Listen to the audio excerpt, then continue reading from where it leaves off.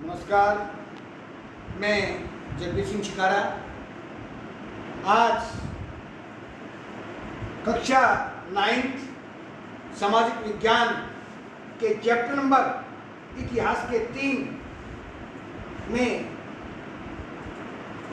Hitler की Germany में लोकप्रिय होने के कारण के बारे में कुछ जानकारी हासिल करेंगे कि 1930 तक आते आते वो कौन सी ऐसी बातें थी जो 1930 तक आते आते हिटलर जर्मनी की जनता में लोकप्रिय क्यों हुआ। अर्थात सीधा साधारण सिंपल बात को अगर लें साधारण भाषा में तो इतना कहेंगे कि हिटलर जर्मन के लोगों को क्यों अच्छा लगने लगा, जर्मन की जनता का झुकाव हिटलर की तरफ क्यों, इसके बारे में पढ़ेंगे।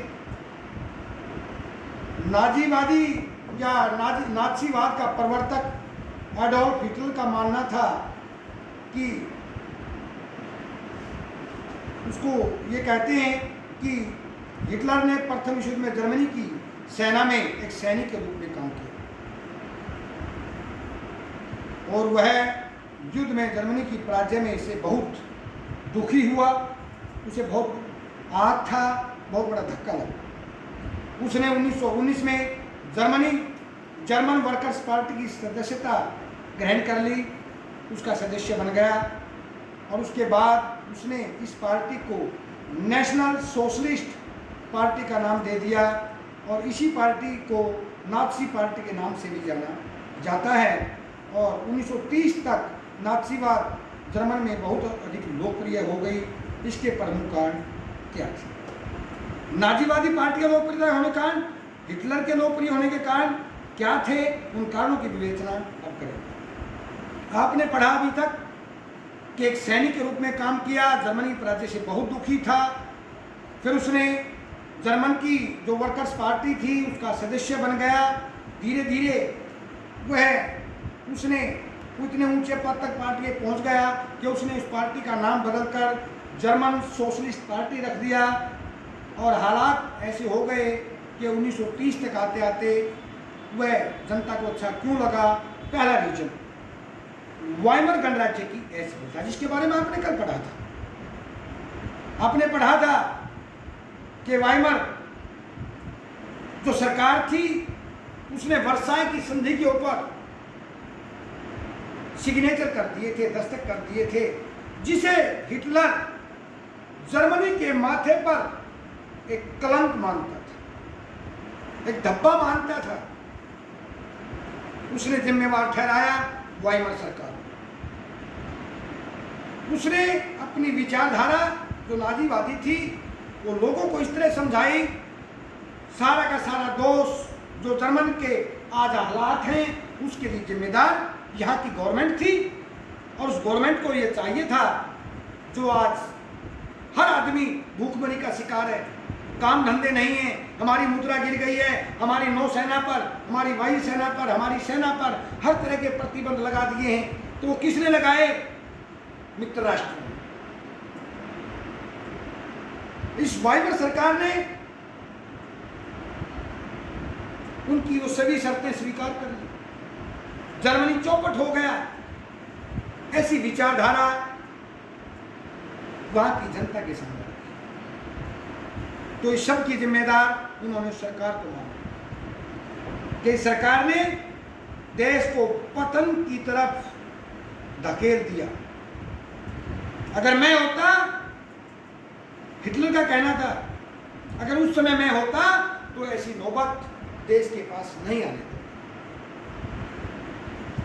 आर्थिक संकट की बात आई, दूसरा कारण मैंने आपको पहले ही बताया कि जब जो संधि समझौता हुआ था वर्साई का, उसमें युद्ध की हानि भी जर्मनी पर थोप दी, हार चुका था। उसके उद्योग धंधे भी चौपट हो गए क्योंकि जो प्राकृतिक संसाधन थे उन पर मित्र राष्ट्रों ने आपस में बंदर बांट कर ली, युद्ध का हर्जाना नहीं दिया, किस्त नहीं पहुंचाई तो रूर की घाटी पर कब्जा कर लिया फ्रांस ने। रूस के हालात ऐसे थे, उसकी मुद्रा जो थी मार्क, लाखों मार्क $1 में, अमेरिकी डॉलर में बिक रहे थे। इतना मुद्रा का अवमूल्यन गिर गया, वैल्यू खत्म हो गई। देश की जनता के सामने सिवाय भूखमरी के और कुछ नहीं था, आर्थिक संकट था। और आर्थिक संकट का भी जिम्मेदार इन्होंने इसी सरकार को माना और इसके लिए जिम्मेदार ठहराया दुश्मन राष्ट्र। वर्साय के न्यायपूर्ण संधि, प्रथम विश्व युद्ध के अंत में जर्मनी के वर्साय की संधि बहुत अपमानजनक थी। इस संधि द्वारा जर्मनी के अनेक प्रदेश व उपनिवेश छीन लिए गए और उसे पूरी तरह से कमजोर बना दिया गया ताकि भविष्य में जर्मनी फिर से न उठा सके। अब हिटलर उस खोए हुए सम्मान को जर्मनी को फिर दिलाना चाहता था, इसलिए ऐसे सपने जर्मनी की जनता को दिखाए कि जो हमारे माथे पर जो एक धब्बा है, हमारी बेइज्जती जो हुई है, कलंक जो लगा है हार का, वो मैं जर्मन के लोगों को दोबारा उस काबिल बना सकता। साम्यवाद का प्रचार, प्रथम विश्व के बाद जर्मनी की जब हार हो चुकी थी तो जर्मन में रूसी विचारधारा, साम्यवादी विचारधारा फैल रही थी। साम्यवाद पुरानी जर्मन प्रथाओं का सम्मान नहीं करता था। लोगों को शक हो गया कि साम्यवाद जर्मन को रूस का सेवक बनाकर, नौकर बनाकर रख देगा। हिटलर ने आम जनता को साम्यवाद का मुकाबला करने के लिए तैयार किया। उसने प्रचार किया कि जो हमारी परंपराएं हैं, पुरानी हैं, रीति रिवाज हैं, हमारी संस्कृति है, उस पर रूस जो है वो कब्जा कर लेगा और रूस हमें अपना नौकर बनाकर रख लेगा। इसलिए हमें नौकर नहीं बनना, अपनी पुरानी संस्कृति को हमने बचा कर रखना। इस तरह किसी ने कहा है कि जनता हिटलर को अपना रक्षक मानने लग गई थी कि हमारा भला कर सकता है, हमारी रक्षा कर सकता है, जर्मनी के माथे पर से कलंक मिटा सकता है, तो केवल एक है और वो है एडोल्फ हिटलर। पार्टी संघर्ष, विश्व युद्ध में जर्मन में अनेक राजनीतिक दल उभर कर सामने आए, जिनमें व्यापारी भी थे, उन्होंने अलग पार्टी थी, साम्यवादी भी थे, प्रजातंत्रवादी भी थे, कुछ उत्पादन संसाधनों पर सबका अधिकार चाहते थे, कुछ जनता के द्वारा चुनी हुई सरकार चाहते थे, कुछ अलग अलग विचारधाराएं थी, कुछ राष्ट्रवादी प्रमुख थे। इसलिए जर्मनी में दलीय संघर्ष जोरों पर था, अनेक पार्टियां धर्म ले चुकी थी। यह पार्टी संघर्ष के कारण गणतंत्रीय शक्ति लगभग कम होती जा रही थी। इसी दलीय संघर्ष का लाभ उठाकर हिटलर ने वहां की सत्ता पर अधिकार कर लिया और एक इतिहासकार ने कहा कि उसने एकत्र होने की असफलता ने उनके एकत्र होने की असफलता ने नाज़ी की लहर को विजय में सहायता दी, क्योंकि अनेक दल आ चुके थे, सब अपने सरकार बनाने के पक्ष में थे। हिटलर ने कुछ ऐसे सपने